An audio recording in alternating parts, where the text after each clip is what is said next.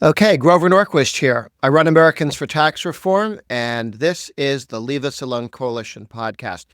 What is the Leave Us Alone Coalition? Why do we talk about the Leave Us Alone Coalition? One is the United States has a two-party system, and so everybody has to be in one of two parties. In Europe, you might have 5 or 6 parties. I was in Costa Rica recently, and they had about 10 that were going to run for president. And because of the way they're structured, they may have 10 running or 6 running or 5 or 6 in the election, actually in parliament in a European country. But then to get a majority, they cobble together a coalition of the various parties in parliament. In the United States, we do our coalition building inside the two parties for reasons that are historical, because we take winner, take all. We're set up to have two parties, and the negotiations about what each party believes, as opposed to a European negotiation with what is the majority in the British Parliament. We have a two-party system. The coalitions are inside. So each of the two parties are coalitions. We're not talking about a coalition with the Republicans and Democrats. One has the majority. There are two. One's the majority, one's the minority. So what do we mean by when we talk about the Leave Us Alone coalition? Well, the Republican Party was not always the Leave Us Alone coalition. The Democrat Party was not always the Takings coalition. After the Civil War, there were two political parties. The Democratic Party was the party of the South. The Republican Party was the party of the North. It didn't tell you anything about where somebody was on taxes or spending or foreign policy to say it was a Republican. You just knew that he or she was born north of the Mason-Dixon line. And Lincoln had passed away, but they were still the party of Lincoln, and they were Republican because they were from the North. For decades and decades, the Republicans were the tax and spend party.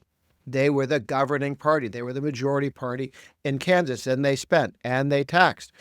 We look at it today and we go, how did that happen? What do you mean that they called themselves Republicans? They were Republicans because Lincoln was a Republican. And during the Civil War, Kansas was the North. It may have made some sense 100 years ago. It makes less sense now. You also had Southerners who were Democrats, but then as time went on and the Democratic Party, the American Democratic Party, became increasingly left-wing and for high taxes and big government and insulting to people of faith, a lot of Southerners said, we're going to become Republicans. Why did it take that long? Well, for a lot of time, you had Democrats in the South who were Democrats solely because of the Civil War, because Sherman was mean to Atlanta. Various ethnic groups would come in and pick a party when they came in. It didn't make too much sense because you had very liberal Republicans who voted for big government, but they did because they were in Maine, and Maine was with the North.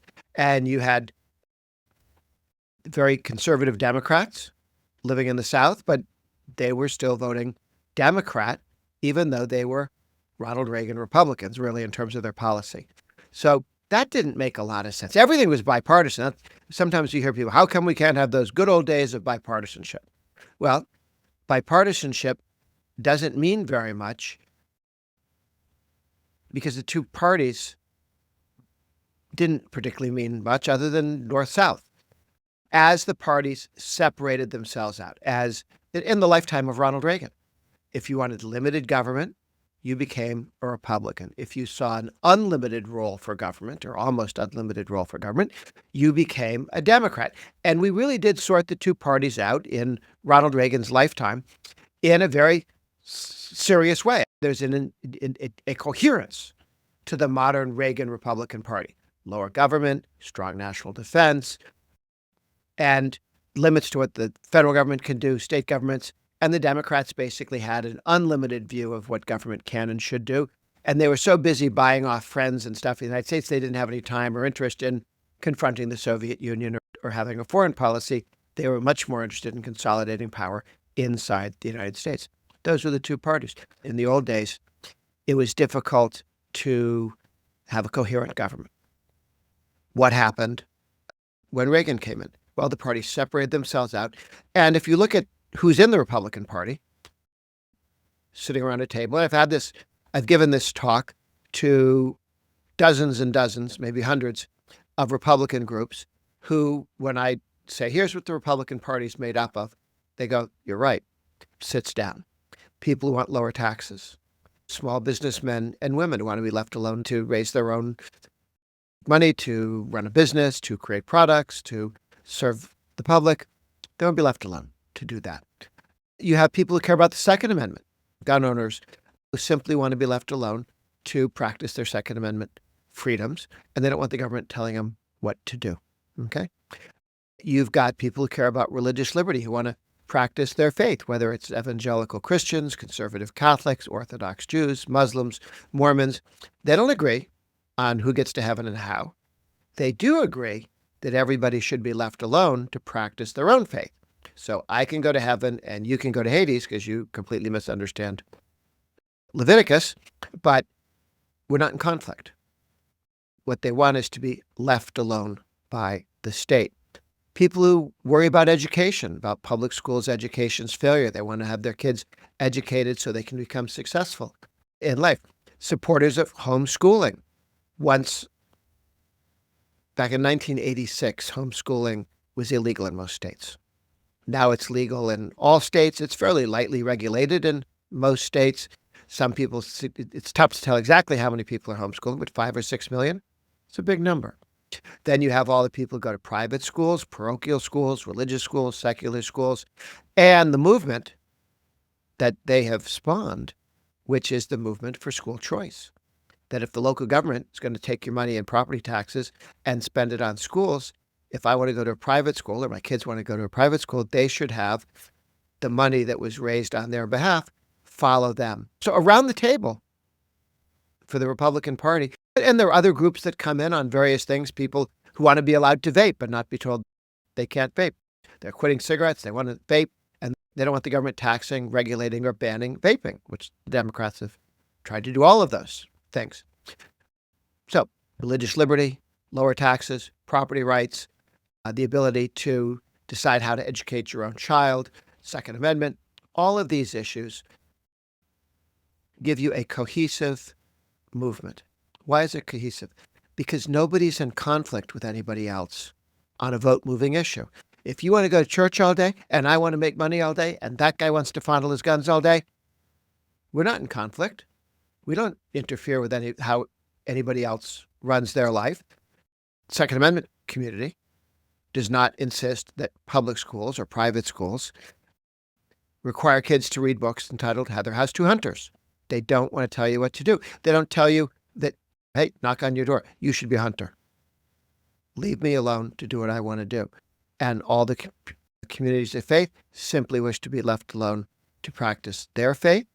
And people who want to start businesses just want to be able to do that. People who want to work and not have their money taken away too viciously wish to be left alone on that. So nobody is in conflict with anybody else in the coalition. So if you go around the table, everybody can agree to vote for the Republican candidate who stands in the middle and says, I'm going to leave your kids alone, your money alone, your property alone, your faith alone, your kids' education alone, and then we can all be happy and go vote. That's the modern Republican Party. Nobody's in the Republican Party as a coalition going, could you steal money and give it to me? Within the Republican Party, the answer to that is no, because I'm a taxpayer and I want to be left alone. You can't be raising my taxes, everybody's taxes, in order to shovel money to you because you're you. Now, that's the center-right coalition, the Leave Us Alone coalition.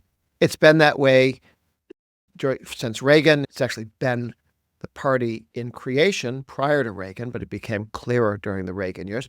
And it remains the Republican Party. Who else is in the party? Did somebody wants to make the government have the government make you do things? That's the other party. I got a call in 2000 when Hillary Clinton was running for Senate, and she was doing that tour, the listening tour of upstate New York, because if she did a talking tour, she'd have been thrown out and not got to win the election. So she listened, and people thought, oh, she must be very right. She's listening to me and paying attention to what I say. She wasn't agreeing, and she didn't govern the way they wanted to, but she did get herself elected. And Hillary had said, what the left needs is one of these meetings, like Americans for Tax Reform, chairs here in D.C. and helps to organize in about 44 states and 24 different countries, where everybody in the Leave Us Alone Coalition gets together on a weekly basis in D.C. or monthly at the state level to make sure that everybody else knows what each person is doing and we can coordinate. And Hillary was saying, we need one of those on the left, the progressive left. She called it progressive because over time it used to be liberal, but the Democrats drove that into the ground as an issue and nobody wanted to be a liberal, so then they became progressives, which is a little funny because the way they got to liberal is they used to call themselves progressives, but that got too associated with Joseph Stalin. And so they said, okay, now we're liberals. They drove liberal into the ground. Now they're progressives. It'll change again, but right now they're still progressives. The question to me from the New York Reporter was, should Hillary have a meeting? Should the Democrats have a meeting like the Leave Us Alone Coalition on the right? And I said, well, think through who would sit around the table for Hillary Clinton's modern Democratic Party. Trial lawyers, the people who sue businesses because somebody spilled coffee on themselves and they make millions of dollars and workers are poorer. And they put people out of work because they've sued some company for $1 jillion. Trial lawyers, big city political machines, the two wings of the welfare community, people who are locked into welfare benefits because they've been given welfare, lost the ability to go out and work and so on. And the other half of the welfare dependency movement, which is the people who make $150,000 a year, managing the dependency of other people. Add to that government workers, people who want to stay in government employ and tell other people what to do. All the people from the various interest groups, the radical environmentalists, the people who want to tell you that you have to have certain light bulbs that convince you have glaucoma, and the people who decide that toilets have to be too small to flush completely, and that on the Sabbath you have to separate the green glass from the brown glass from the white glass because you have to, the day they pick up the trash, you have to have them all ready for the recycling priest to recycle. They want to tell you what to do and how to run your life because they have some higher goal. They're better than you. They know how to run your life for you, and they will make some rules up for you. So around the table, the trial lawyers, the big city political machines, the people with government employees, the people with government contracts, the people who want to run other people's lives, all of them can sit around the table as long as there's more money tossed into the center of the table. But if we do our job right as center-right Republican, Reagan Republican activists, voters, elected officials, and we don't raise taxes and we limit spending, then the amount of money sitting on the Democrats' table to share with all the interest groups dwindles down. It gets little. Now, may look to you and me like that's tens and hundreds of billions of dollars still on the table. But for the Democrats' special interest groups who have plans for all that money and much more, to them it's like the Kennedy kids sitting around the table and there's only one six-pack. This is not going to be enough for everybody.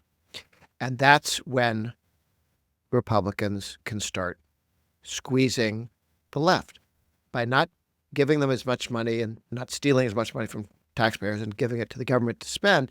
The Democrats have to decide who to push away from the table. Who's going to get pushed away from the table? The scene, actually, looks an awful like the second to last scene in those lifeboat movies when they're trying to decide who to eat or who to throw overboard because there isn't enough to survive with everybody. Somebody's got to get out of the boat or get eaten. And the Democrats will decide to push one of their coalition members out. It's too expensive because everybody, the left's membership, are not friends and allies. They're competing parasites. If one group gets them $1, another group doesn't. They're all competitors. And they fight for control of the federal budget, the state budget, the city budget. And they will fight with each other. So Republicans have a much more stable coalition. Nobody's there at the expense of anyone else. The Democrats, if they don't grow, they die because everybody at the Democratic table is in conflict with everybody else. I want that dollar, and so do 12 other groups. And unless we're stupid enough to keep throwing money into the center of the table, they will come to blows. And the next time there's an election, there'll be fewer of them, or they'll be shorter because they've been gnawing on each other. So that's the center-right coalition. It also means that we don't have a lot of the center-right coalition and the takings coalition, the right and the left coalition, which is different from the north-south coalition, which wasn't driven by ideology or worldview, but by region. You could have a lot of bipartisan cooperation when Richard Nixon wanted more government, but not that much more. And Ted Kennedy, the Democrat in the Senate who he fought, Ted Kennedy wanted much more government. So Nixon wanted some more government. Ted Kennedy wanted much more government. It's very easy to compromise between some more and much more, okay? But every time you made that compromise, the government got bigger. And the two parties weren't in conflict on that issue. And so the government got bigger and bigger. And sometimes it'd get not quite as large, quite as fast, because the Republican governor could veto stuff.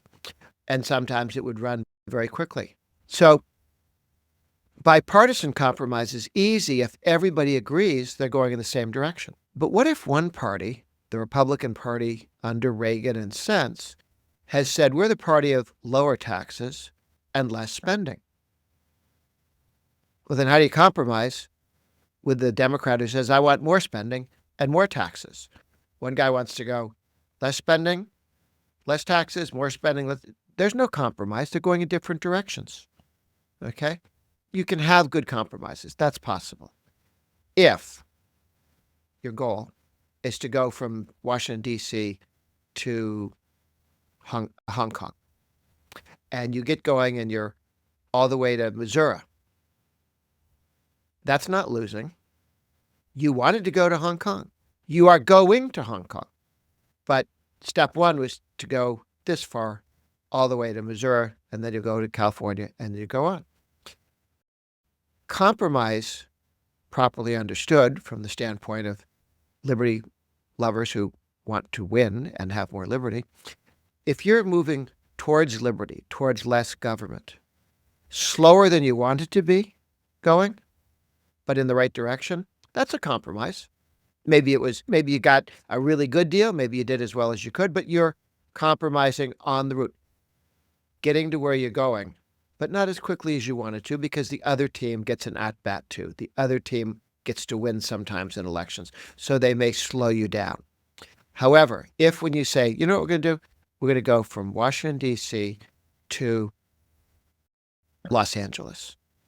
And after a while, you find your feet are all wet and the people around you are talking French. You've been going the wrong direction, not the right direction, okay? Going east instead of west. That's called losing. Moving in the wrong direction, raising taxes, raising spending, more regulations, less liberty. Any movement in that direction is called losing. It's not a compromise. The Democrats spend a lot of time and effort, and they got a lot of help from the three networks and some of the establishment press, and they will say, oh, that's a great compromise, when the Republicans have actually fallen back 200 yards. Losing is not a compromise. Losing is losing. Moving in the wrong direction at any speed is losing. A compromise in the right direction just means you're going slower than you wanted to. There's no shame in continuing to move in the right direction. And that's why there's a clarity in the Leave Us Alone coalition, which always wants to move towards liberty, and the Takings coalition, which always wants bigger government, more restrictive government, more power in the hands of government, more money in the government's hands.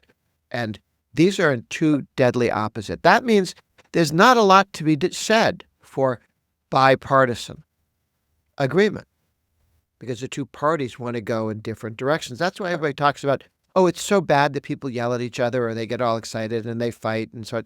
No, it's normal when two coalitions want to go in very different directions. And there's a clarity. So Republicans had been drifting and losing, but it wasn't clear every day to them. They thought they were compromising. No, they weren't. They were losing. They were going in the wrong direction. And so these two coalitions, the Leave Us Alone coalition on the center right and the Takings coalition, are the two coalitions in American politics, and they fight every day. And what they need to think about is, if you're part of the Leave Us Alone coalition, how do you find more people who agree with you? How do you strengthen your coalition? How do you weaken the Democrats' coalition? Well, then maybe what you want to do is not give them government money to forces of the left, and constantly figure out how to restrain the resources and the power of the left and to strengthen the growth and number of voters on the right, on the center right, and the Leave Us Alone coalition. So that's the two coalition groups. They're in conflict. There's very little they can agree on. And so we have a good political system where people who vote remember which coalition you're for. See you out there.